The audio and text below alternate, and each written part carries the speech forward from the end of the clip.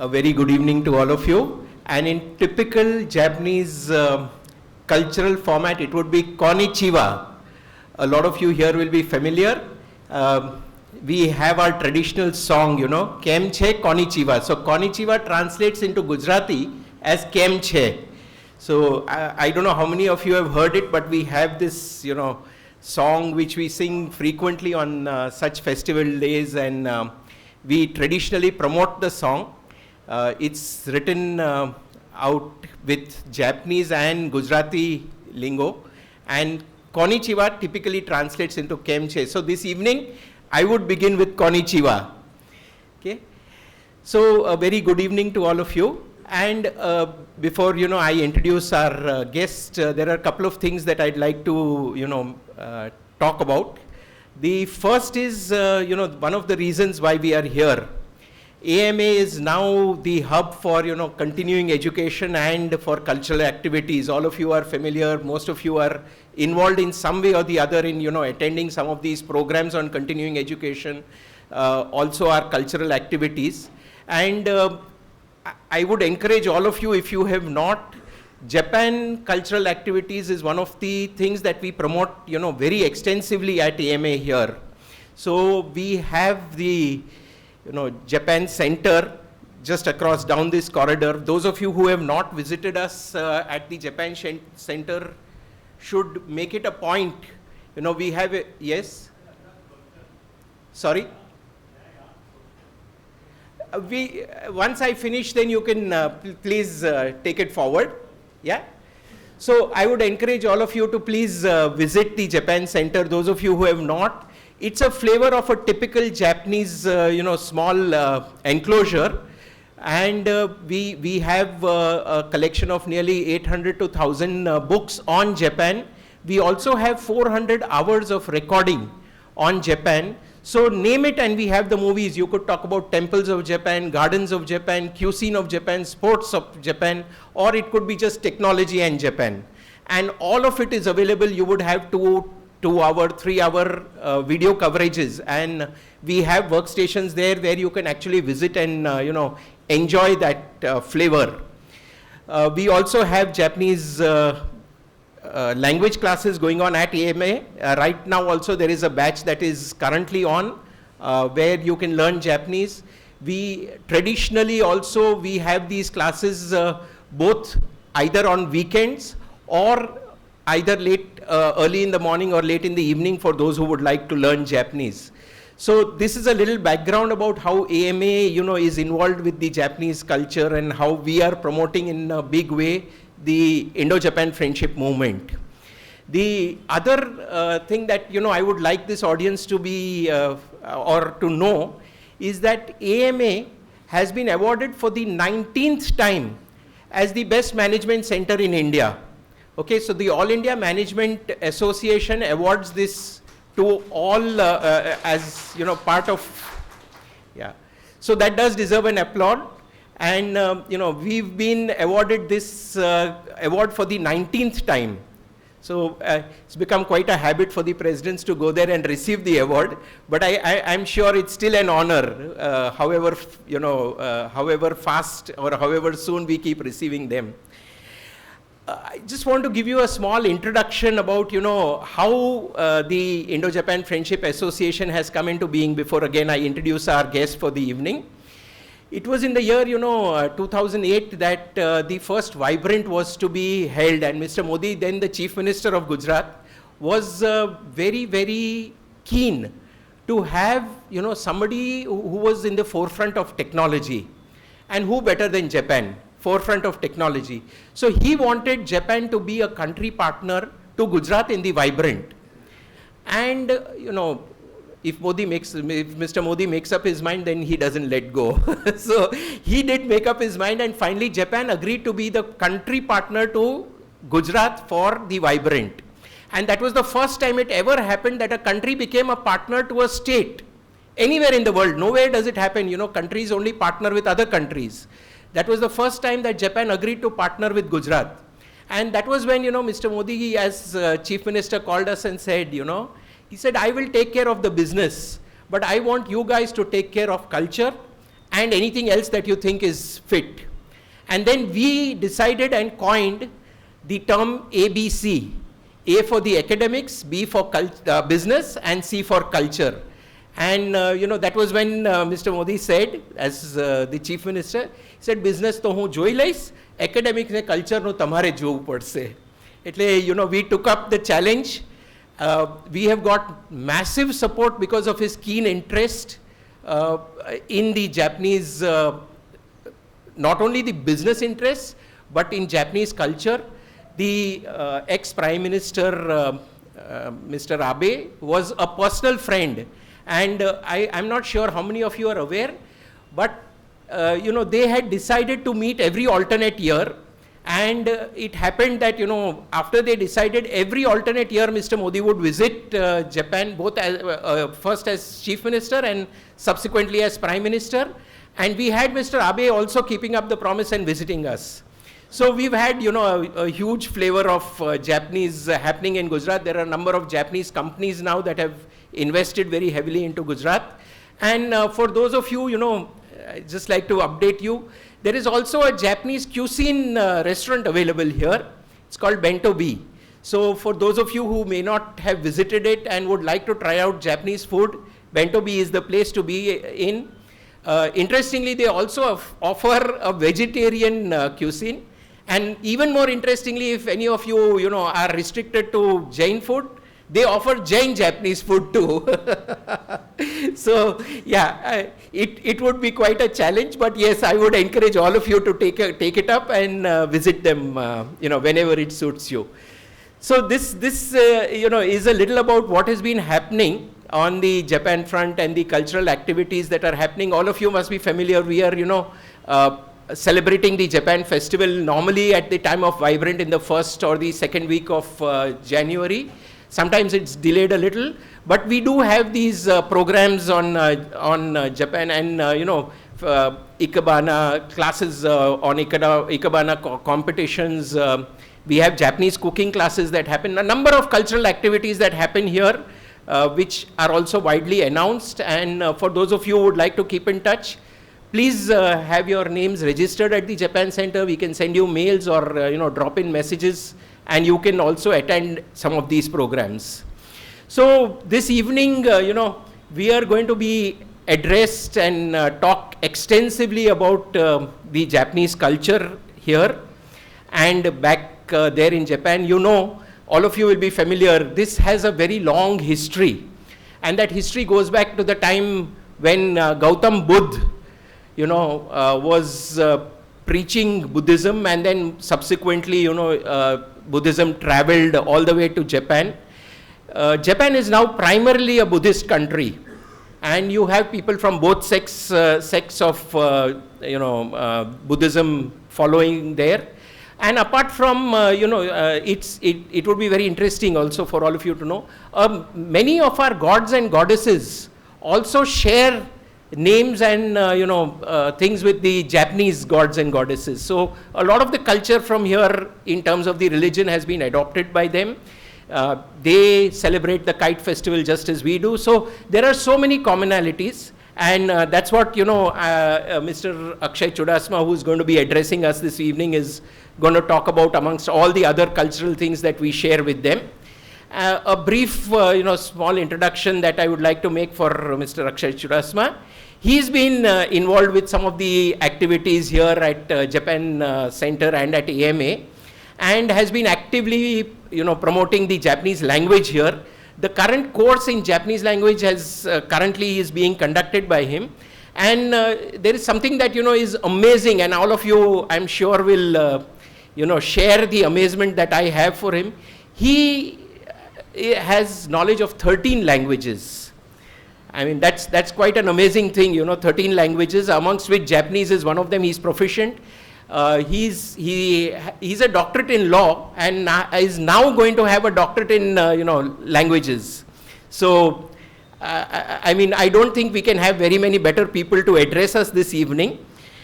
He teaches at a number of the leading institutions, both national and international institutions, conducts seminars, teaches students, and has an extensive background where he understands, different cultures, compares cultures, and is able to talk about them very extensively.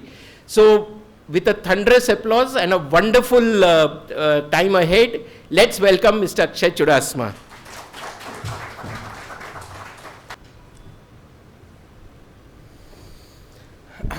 So yes, we'll start with Kombawa, good evening, and I would like to thank Sundip Shah sir for his kind words and introduction that he has given. Today we are here for the Japanese Culture Day. We cannot forget our culture, so I would like to start by thanking the Almighty God for everything. I would like to thank my parents, my family for what I am today because of their support, guidance and blessings. And of course, AMA and all its respected office barriers, the Japan Center, Sundip sir as an active member of the Indo-Japan Friendship Association, Mr. Mukesh Patel sir and the Dr. Mukund Patel sir for giving me this opportunity to share some insights and valuable interesting facts about the Japanese culture and its true spirits. So we would start by the ABC that we were talking about. The only difference that we are going to have today is we are going to go through few ABC of the Japanese culture as such. A for the academic culture, B for the business culture that we found across, and C as an overall culture of the country of Japan. When we talk about, before moving across into the Japanese culture and its era that we are here today for, we need to understand what the Japanese Culture Day and its history behind it. So Japanese Culture Day, and in Japanese as it is known as Bunka no Hi, it was first originated in 1868 to celebrate Emperor Meiji's birthday. Emperor Meiji has its own valuable importance when it comes to the Japanese culture and its history. Earlier in 1868 it was known as Tencho Setsu. Then it was been declared as a national holiday when it comes to Japan as a country. It prolonged till 1912, where in 1912, due to the unfortunate event of the death of Emperor Meiji, this day was stopped celebrating as his birthday. Then again back in 1927, the part was being decided and it was being stated that again Emperor Meiji's birthday will be celebrated. After that, in 1946 is the year when Japan got its independence and it framed its constitution, and 1948 was the year when November 3 was officially declared as a cultural day. For a country to celebrate a cultural day needs to have that vast, deep-rooted culture, and Japan as a country has so, and that is how the cultural day came into picture. When we talk about cultural day and its importance, what practices do Japan as a country follow on the cultural day? First of all, an order of culture, that is an award which we can resemble with the Indian version of Padma Shri, Padma Vibhushan. So that order of culture is being given to various respective academics, academicians in the field of academics, also to a lot of artists, lot of people who have worked in the science and technology. So that is where this order of culture is given. The importance it has is because the order of culture is being given by the emperor himself to the people or the awardees. So that is one of the achievements that a lot of people will wait for or will work for. And quite surprisingly, not only order of culture is being given to the Japanese citizen, but in recent times we have seen that order of culture was also being given to Apollo 11 scientists who came back after landing successfully on the moon, as well as a literary scholar named Donald Kenny for his contribution in the literature work that he has gone through in the years of its work. The other things that are being given on this Japanese Cultural Day is that the Japanese Maritime Self-Defense Force proudly decorates its ship, that is the self-defense ships, on this particular day. The art festival that is being sponsored by the Agency for Cultural Affairs is also held on this cultural day.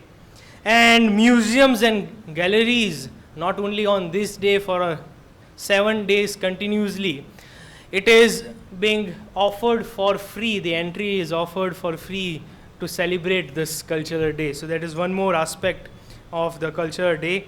The All Japan Kendo Championship, that is a martial arts kendo, also is held on this cultural day, known as Nippon Budokan, is broadcasted on NHK, the national news TV, on this cultural day. So that is all that we need to know about when it comes to why we are here and what the cultural day is all about. Now when we talk about the language and our interest for Japanese version, so first of all I would like to make you feel that you are in a way already somewhat connected to Japan or Japanese language and Japanese culture. Words like chocoretto, kittokato, jamu, bata, orange juice, keiki, cookie, aisukurimu, basukettoboru, baseboru, pizza, kora, ramen, engineer, business menu, fashion designer, Indo, Russia, Spain, France, and I can tell you this list is exhaustive, it goes on. All of these words, that is the English words that we are already aware, are in a way a part of Japanese language. So we can say that not only Japanese culture is what we are going through, but we have learned, or we already know, a lot of versions of Japanese language as well. So we'll start with, first of all, we'll start with A, and A not as A for Akshay, but A for the academic version of the Japanese culture that we are talking about. So what we look across in the pictures here is the training that is happening for at the school level of the children's, that is the cleaning that they do. So the school culture, to be precise, as an academical part, the children from a young age and an early age are being taught to keep their schools, their surroundings clean. That is a 45 minutes of a daily session where there are no person employed for cleaning their schools as well as toilets, and the children from an early age are being trained to keep their classrooms, their surroundings clean. And what impact does it give to a country when such things are being taught from the early childhood is what we can see in the recent past decades of football matches that we are having. The stadiums that are being cleaned by the Japanese people. So that took the Western culture, the Western world to a shock, that why after the matches the stadiums are getting cleaned. And then the whole research happened and it came to across that the Japanese fan are cleaning the stadiums after the Japanese, whenever they go to watch and cheer the Japanese team playing football in the World Cup. So when we talk about this cultural significance of cleanliness, we can say it stretches back to 17th century, when a lot of thing happened. And as Diwali is here near, which is our New Year's festival, Japan celebrates its New Year festival on 1st of January. So in 17th of century, it's decided that every time when we celebrate New Year, we, a month prior, that is from December, they start cleaning their home, they start cleaning their surroundings, and that is the term is called Osoji. So again, lot of significance when it comes to the Indian culture and the Japanese culture, where we can see when it comes to cleanliness. So then they are also being taught not only to keep the things clean, but when they leave from a particular place, it should be more cleaner than what it was previously. And there is a term called atarimae, which emphasizes that you should ensure that the place that you were there or the place that you have visited should be kept more cleaner than what it was earlier. So that aspect of culture is rooted back to the religious belief that we find or we see in Japan. As correctly being mentioned, Buddhism has its own roots in India. It went across to China and then it spread over to Japan. And it spread over in such a way that it turned down 50% of Japanese population into Buddhism. So Buddhism, in a way, had its part where cleanliness was a central version of it. And that is where we can see that how the importance of cleanliness in Japan came across. It has become a custom to take the responsibility of the garbage by the people there, the locals. Other than that, quite surprisingly, what we can look across as well, that like we have in our Indian religion at lot of places, where before we enter the temple, we need to clean ourselves by water to purify us. Similarly, in Japanese Buddhism and Shintoism, it is being followed that before you enter an holy place, which includes a temple or a shrine, you need to purify yourself with water. So the importance of cleanliness, how it has impacted into the Japanese version, one glimpse of which we can go through.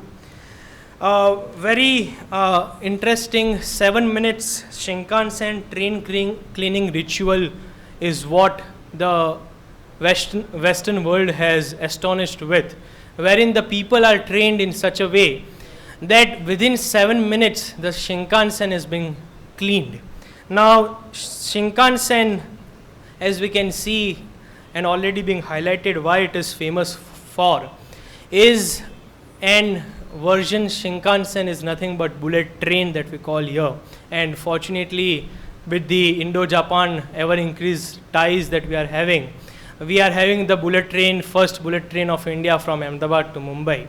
Now, why bullet train has its importance and cultural link with Japan is what we need to understand. Bullet train is not only fast, which goes like a bullet. They have achieved the world's highest record of 602 kilometers per hour. That achievement is in itself amplified with the version because the only railway system around the globe which has recorded 0% accident till date. So to go on with such a speed and to ensure the safety of the traveler is what Shinkansen has achieved. Another thing that they have achieved is the precise timing. If it is delayed for a minute, the railway officials needs to give an official apology letter and a publication in the Japanese newspaper mentioning that from a particular place to a particular place, the train has got delayed. And this is not limited to premium bullet trains, but the local trains also are time specific in their go. So let's go through this video.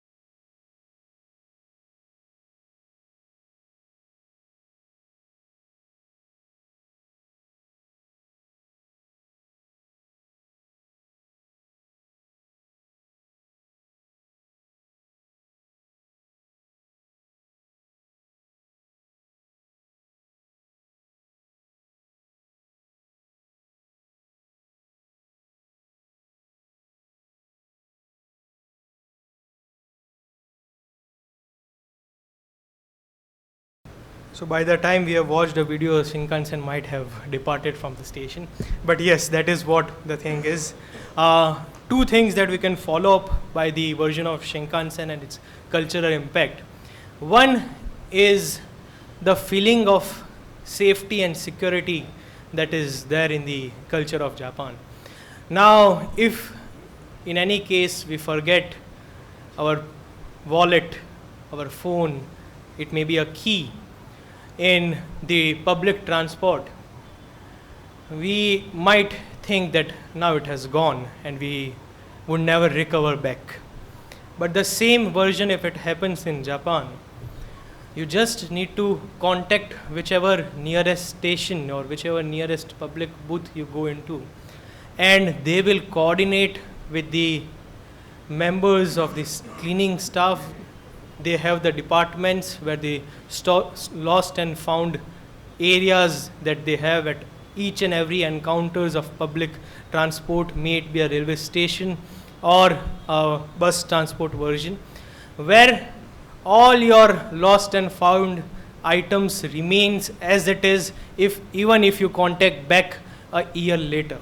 So that is the security that they have in their mind when it comes to their belongings. So if it is yours, it will remain yours when it comes to the Japanese culture.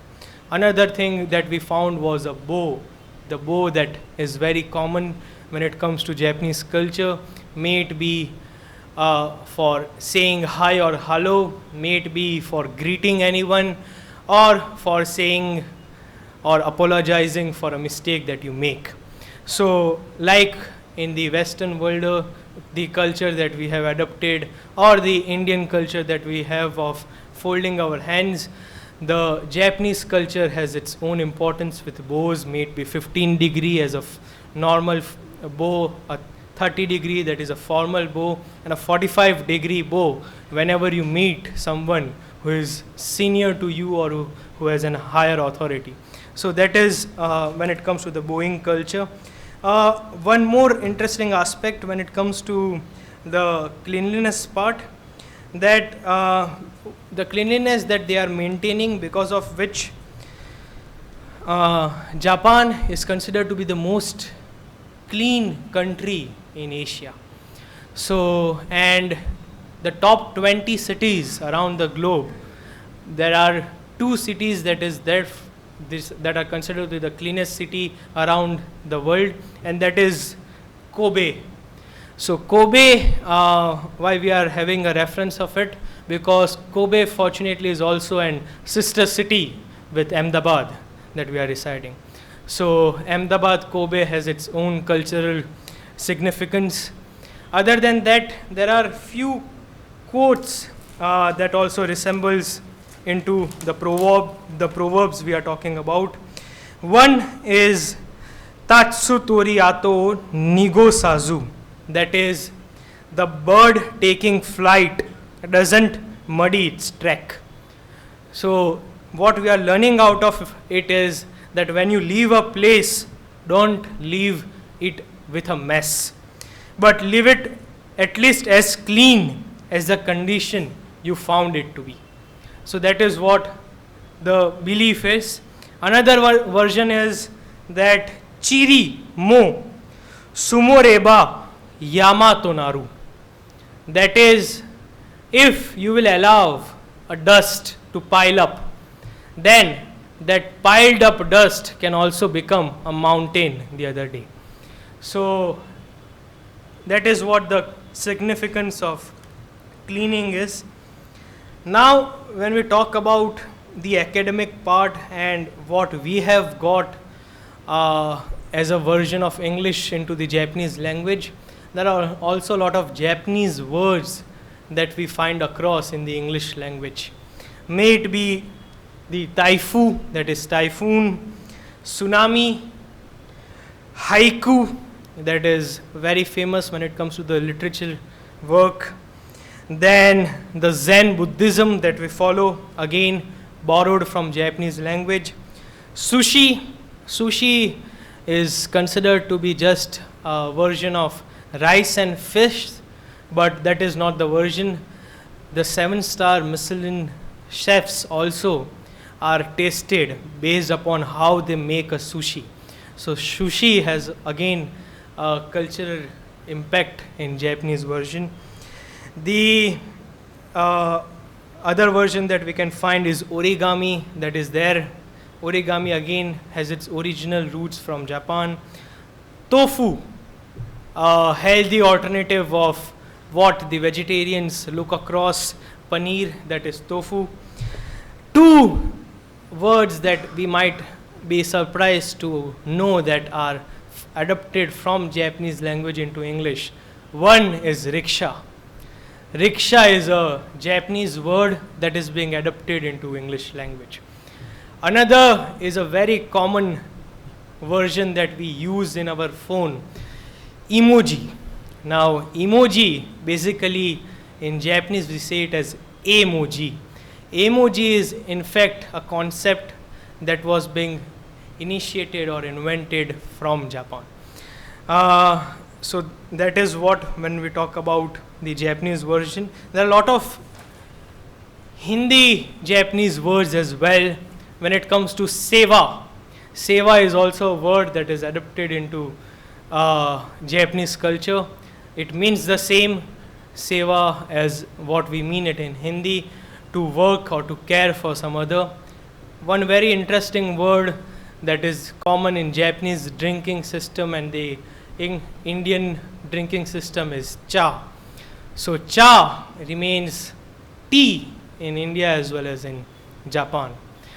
Another fun fact is we might know a lot of person who are named as Jiten Shah. Now that Jiten Shah in Japanese language turns to bicycle. So now next, when if you meet a person named as Jiten Shah, you can relate what he or she, his name will be in Japanese language. Okay. Now when we move forward, we cannot move forward without remembering or appreciating the contribution that the honorary visionary Prime Minister Narendra Modi has made into the Indo-Japan ties. With him, late Shri Shinzo Abe-san, ex-Prime Minister of Japan, these two figures or personalities have given a boost to the Indo-Japan tie, which was never expected or never thought of. And that is why the Indo-Japan tie, we can have to give the credits to these two people. And now, of course, the Honorable Prime Minister that is continuing the Indo-Japan tie is Fumio Kishida-san. He is also working into that direction. And with that, we will talk about B, the business impact of the culture that we have. When we talk about the business versions, we are very familiar with the Japanese companies, may it be Panasonic, Toshiba, Canon, Hitachi, Brother, automobiles, Honda, then we have Toyota, Suzuki, Nissan, Mitsubishi, all these common names that we have in the Indian perspective are all the Japanese company. Not only that, the Indian startups, when we talk about the top 20 Indian startups, in each of these startups, or we can say in almost each of the startups, we have the investment of a Japanese company named SoftBank and Mayosan. May it be Oyo, Lenskart, then we talk about Paytm, Ola, you name it, and the major investor there is SoftBank. So that makes us wonder what business etiquettes or business culture do a Japanese person or as a country would follow. One of the primary version when it comes to business is exchanging of business card. And when we talk about exchanging of business card, there's a particular manner or way that a Japanese person will exchange his or her business card. First of all, you will have to hold the business card up front where your logo and name is clearly being visible. That business card must be both in your mother tongue language, local language and English language. For Japanese, it is always in Japanese and English both. And when it is being exchanged, you should use your two hands with a bow.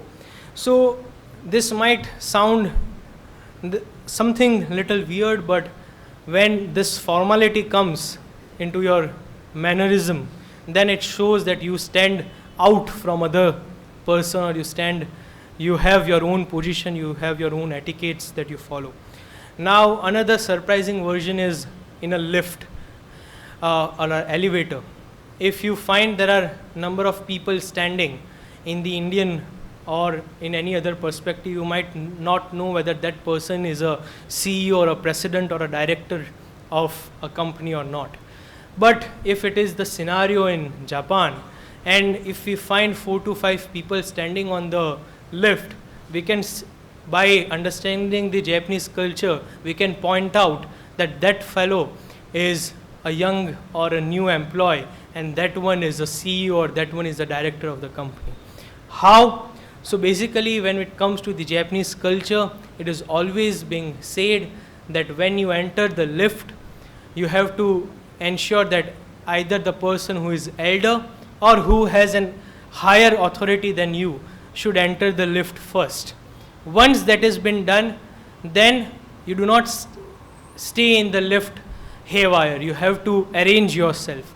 The one who is there with a higher authority will always stay back. The one who is younger or who is of a lower position will stay near to the lift system, that is the buttons to operate. So that thinking in itself reflects the deep roots of culture that Japan has. Again, if the person who has to go out cannot just move out of the lift, the person who is handling the lift or the young ones will always ensure that the higher authority or the adults are first gone out of the lift, and then they go out of the lift. So that is one other thing that we talk about. Another Japanese working culture when we talk about is the Western culture or the hire and fire culture that we have here in India. That is not what we talk about in the Japanese culture. In Japan, it is always seen that if you are associated with a company, you remain with that company or you remain loyal with that firm or business until and unless you are either getting retired or due to some or other reason you need to move out. So that sort of commitment, loyalty, collectivism, harmony, all of that is what we find in work culture of Japan. It is not like it's 8 o'clock or it's 9 o'clock and you move away and you go to your house. The Japanese work culture believes that you have to first socialize with your employees, with your colleagues, to harmonize yourself, to create a bond, which in a way in turn will help the company to have a more productive output of the employees. So each and every cultural roots in a way are productive enough or are helping the country to excel with a population that is just that we can say 1/3 or 2/3 of what our cities or states have. So coming across after that, if we move forward, there are few proverbs that we will quickly go through. Stumbling 7 times but standing 8 times. Nana korobi ya oki. Now this proverb is a Japanese proverb. We also find that this version in Daruma dolls. The main concept behind this is that if at all you are getting any setback, you need to stand back again. If you are going to fall 7 times, is not like only 7 times. If you fall, you may fail. We have our scientists in past, we have seen after that the light was being invented. So you try and try and try, and then only you will succeed. Another proverb that is famous is don't look back, don't look back, there is no dream in the back, which makes us understand that Japan as a country in its culture always is thinking about future. And that is why we can say that Japan, currently the technological advancement that it has is 70 years ahead that of India. and is considered to be the most technological advanced country all over Asia. So that is what again they have achieved through the cultural roots in a way. Then believe in people, but believe in yourself 100 times. Another important proverb that the Japanese culture reflects, that you of course needs to believe in other people, but unless and until you are not going to believe in yourself that you are going to do something out of your life, then you cannot achieve or you cannot contribute to the society at large. Now, when we talk about these two pictures, what we can see is two different states of Japan that is there. One was the pre-atomic bombing version that Japan faced. Another one is post-atomic bombing version. Now, if at all any country would have suffered this two devastation of atomic bombing, then it might have had a great setback. They would have thought of revenge. They would have thought of eye for an eye. And we can see very well in the present scenario, may it be the wars that is going on in Russia, Ukraine, Israel, Palestine. Now it could have been the Japan-America version as well. But that is what is not in the Japanese culture. They did not thought of revenge, but what they thought was to how to gather their people themselves, make five fingers closed a hand, and develop as a country technologically. And that technological development that they have achieved is the smartphone camera that we are using was invented by Japan. Robotics that we are going through is invented by Japan. Artificial intelligence from Japan. Machine learning, Japan. Electric vehicles, Japan. Hydrogen car, Japan. The UPI that we are so proud of, we need to, if we might be astonished, the UPI we are accessing is we are accessing through QR code. QR code again invented by Japan. So they, instead of wasting their time, efforts and economy on waging a war, invested towards technological development and technological advancement. And that is how they have achieved this sense of height when it comes to a developed country. Moving forward, land of rising sun is what Japan is known for. There is a few quick fact about it. Land of rising sun, so we might think that the sun rises from Japan, but that is not the true version. Land of rising sun, it is because we had our Italian trader and explorer Marco Polo, who started exploring and going through foreign business ties with Japan. Unfortunately, instead of landing to Japan, he landed to southern China. And when he landed to southern China, the people there told him that the sun rises from their eastern version, that is Japan. And that is how the Western countries started thinking of adopting that the sun rises from more eastern version, that is Japan. And that is how Japan got the name of the land of rising sun. Another reason for having the land of rising sun as the name is because Japan in Japanese language is known as Nihon. Like in India, Indian language Hindi, we say India is Bharat. Japan is known as Nihon. And Nihon in itself has its meaning. Nihon means the origin of sun. And where the sun originates, or when the sun rises, and that is how Japan turned out to be the land of rising sun. So that was one more interesting fact. Another version, very astonishing or very surprising you might be, but almost 30 Hindu gods have its own resemblance or roots in Japanese Shintoism. That is another major religious belief that they have in Japan. So you say Lord Shiva, Lord Vishnu, Lord Brahma, Indra, Goddess Saraswati, Goddess Lakshmi, Goddess Durga, Ganeshji, each of its version they have in the Shintoism as well. Ganeshji is known as Kangetan, Saraswati ji is known as Benzaiten, Shivji is known as Daikoku-ten. The most powerful god in Japanese culture, which they call as Kami-sama, is Amaterasu.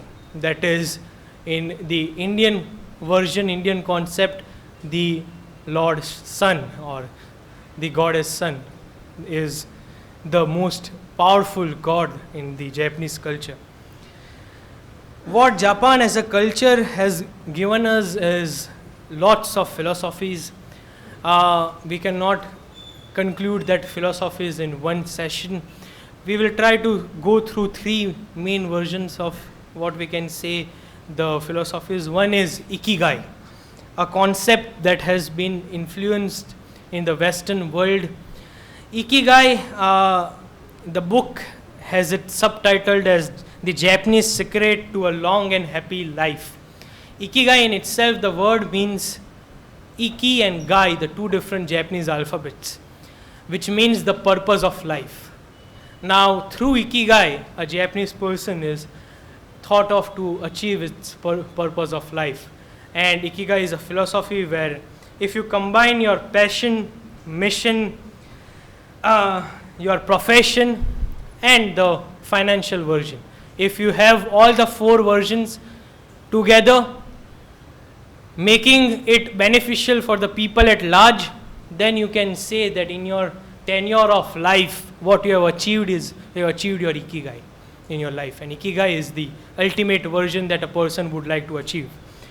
Another version that is famous in the Indian companies and industries is Kaizen. A lot of workshops goes on Kaizen. What is Kaizen? Kaizen is basically again a Japanese philosophy which talks about continuous improvement. It is being gone through with two words, Kai and Zen, that is change for good. And Kaizen taught us that unless and until you are not going to change yourself, that is improve yourself from what you are today, you are not going to have that improvement in your personality, you are not going to have your improvement in your company.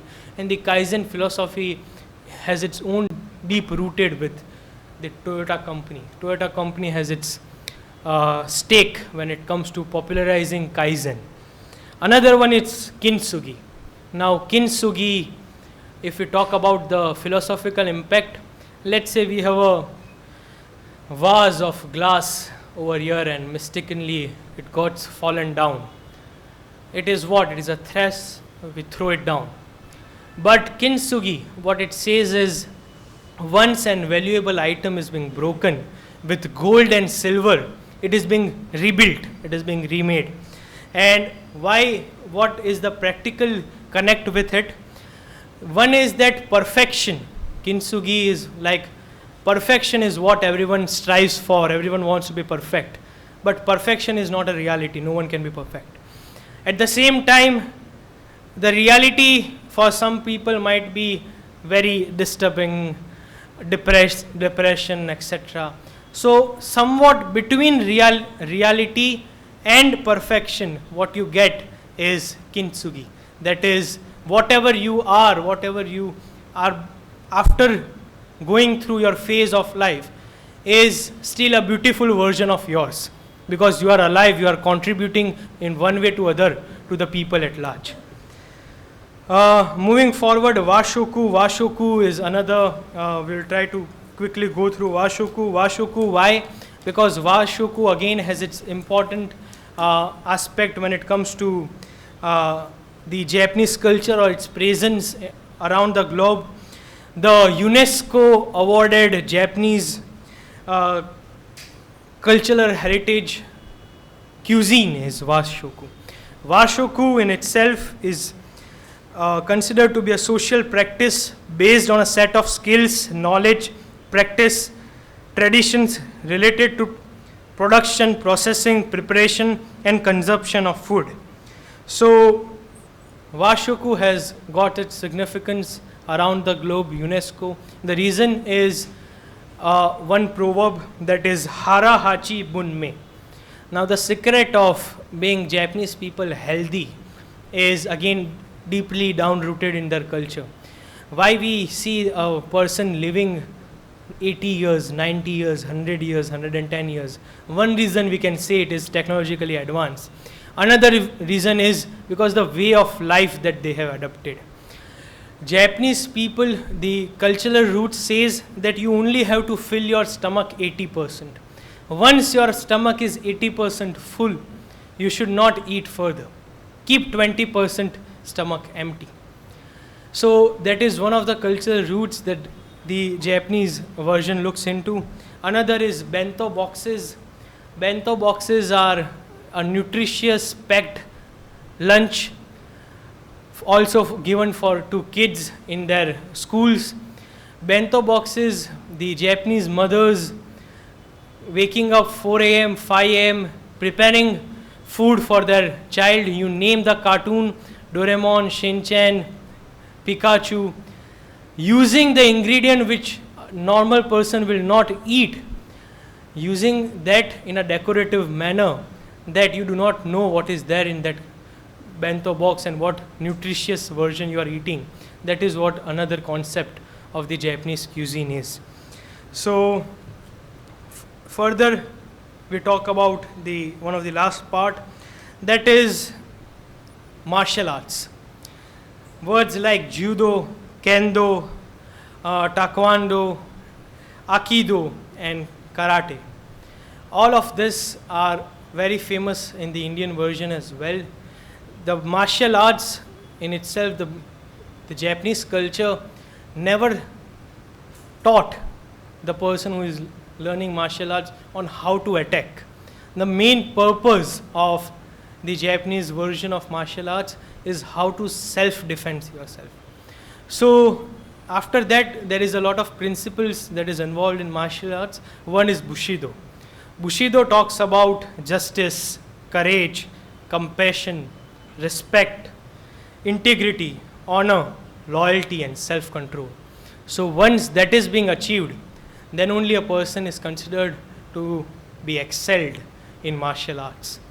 So with this, what we can say is that yes, is just the beginning of our trip to endeavor about the Japanese culture. These are just the few glimpses that you have gone through.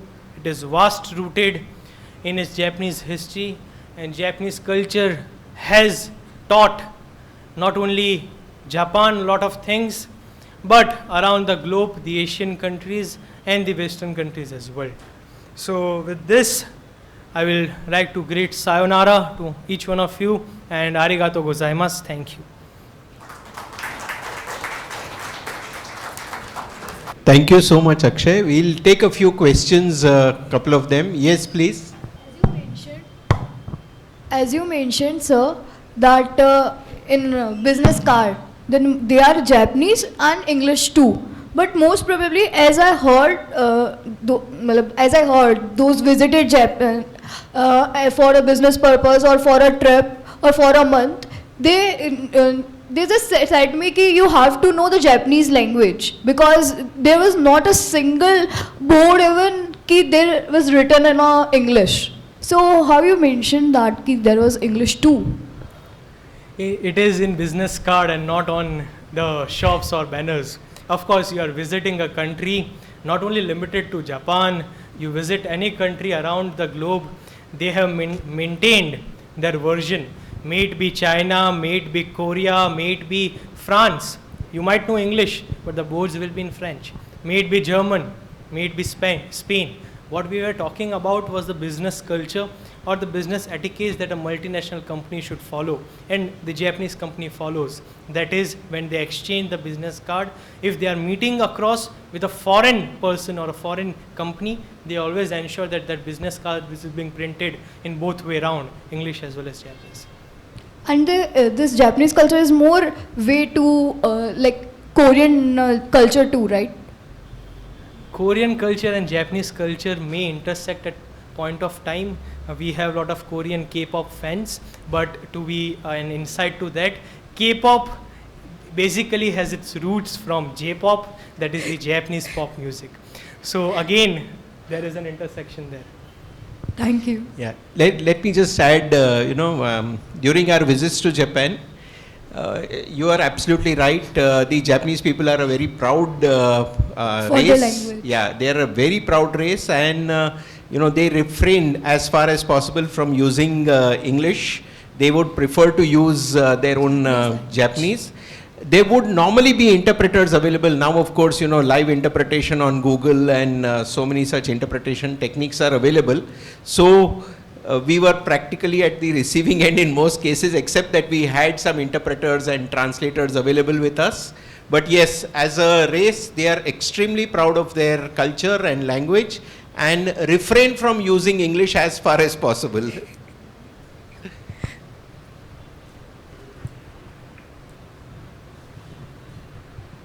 Anybody else? Yes, please.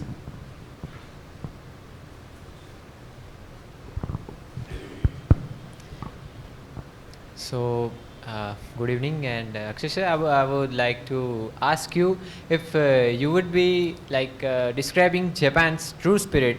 So, how would you describe it in 3 words? 3 words. There is only one word that we have already adapted in one of the music that you go through. The one word that is Subarashi. So Nihon wa Subarashi, this, if you will go through the aim is Indo-Japan song it is. So there is only one word. Subarashi means wonderful. So as a country, Japan is wonderful. And it is being said not only by several visionary leaders, but lot of Indian, when Swami Vivekananda ji also visited United Nations in the afternoon when I was having a word with Dr. Mukund Patel's son, he also said that he mentioned that during his visit to the speech where he made to United Nations, he first visited to Japan. And when he visited to Japan and then he went to United Nations, he commented one thing, that Japan is a picture perfect country. And to say that it is a picture perfect country, of course there is a deep down cultural roots for it to make a person feel that it is a picture perfect country. So it is said that in a lifetime, if you get a chance to visit a country, do visit Japan. Got it. Thank you. Okay. It's so unfortunate that we have to conclude here. This is such an interesting topic, and the way Akshay has taken us through. Let me sincerely say it was going down memory lane. I have been to Japan several times, and each time I had learnt about the culture, but this was really a revival of some of those memories, especially the description of the elevator that he did. It was exactly what we experienced. When you are walking into an elevator, you have to be extremely careful or you will be in an extremely embarrassing situation. So that was a wonderful description of the way you have to be in elevators. And I must also add to whatever he said, and what I really noticed is they have tremendous respect for women.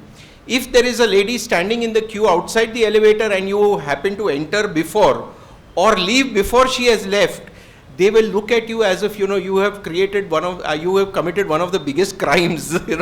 So unless you are familiar with some of their culture, it could become a very embarrassing thing. The respect for women they have is tremendous, and like he mentioned very rightly, they are such a proud set of people.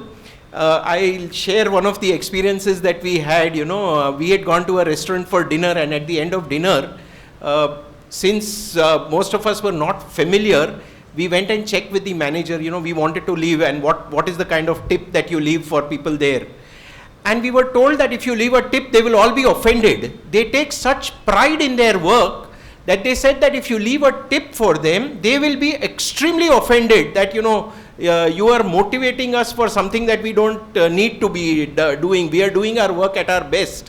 So, most unlike the American culture where a tip of 10% is looked at as, too less, and maybe sometimes 15 and 20% is the expected norm. So, these are two extremes that, you will tend to see.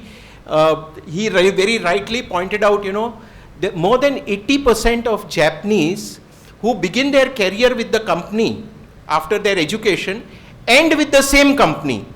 They end with the same company. I mean, that is really credible. their loyalty to the company, and like Akshay has said, the insight that he has given you, and it's really, very nice to have somebody here giving you this kind of an insight. I have seen some of these things. His example of, leaving valuables, it had actually happened as part of our delegation. One delegation member had left $2,500 on the bed, when we left the hotel room. And he suddenly realized mid-afternoon that, oh, I left my $2,500 on the bed, And we were all like, oh, forget it now, you're not going to get it back. To our amazement, when we were back in the evening, the dollars were exactly in the place that he had left it, but the bed had been made. The bed had actually been made, and the dollars were exactly where they were. I'll recall an even more amazing incident. One of the delegation members had left his goggles in the taxi that we were traveling, and it was a couple of hours before he realized that oh, I had left my goggles. So he went to the hotel reception and he said that, oh, I left my goggles in the cab that I traveled in, and within an hour the goggles were with him. It was such an amazing experience. The cabs, they are tracked by a central agency in Tokyo, and they know which visitor is dropped off where. So when we mentioned the hotel, they said that, okay, these are the number of cabs in the last 1 hour that have dropped off the guests at the hotel. They tracked the cab number, and then they asked the cab driver, and he said, I'm at so-and-so place. And, he called back and he said, yes, I have the set of goggles. It may cost you a little more because he has to travel and, deliver the goggles. But we actually got the goggles back. So it's an amazing place, some of the things that you hear and see about it, and Akshay has given a brilliant insight. I'm sure we should repeat this lecture to learn so much more about their culture there. And, thank you so much, Akshay. It is unbelievable, how well you have been able to bring out the insight into the culture and the methods they follow, some of the experiences, that I share. And like I said, truly for me, it was going down memory lane, remembering, exactly some of the things that he was saying. And it's been a wonderful experience here. So thank you so much for all of you joining us on this day. Thank you for your attendance here. And I look forward to all of you participating in all the programs that we have related to this. Another small mention that I would like to make is that we also have the Japanese Zen Kaizen garden down here. I don't know how many of you have had the opportunity to visit it, but I would really sincerely encourage you to visit the Japanese garden. It's called the Zen Kaizen garden, and we have predefined slots. You can make online registrations on our AMA website or the Zen Kaizen website, and you can visit the garden. It will give you a complete feel of what a Japanese garden is. We have incorporated about 16 elements of what every Japanese garden that you can visit in Japan down here, which was inaugurated by the Prime Minister himself. So I would strongly encourage, apart from a visit to our information center, Japan Information Center, please all of you do visit the Zen Kaizen garden, and I'm sure you will enjoy the visit. So thank you so much, Akshay. Thank you very much, all of you, and look forward to seeing you again. Thank you very much.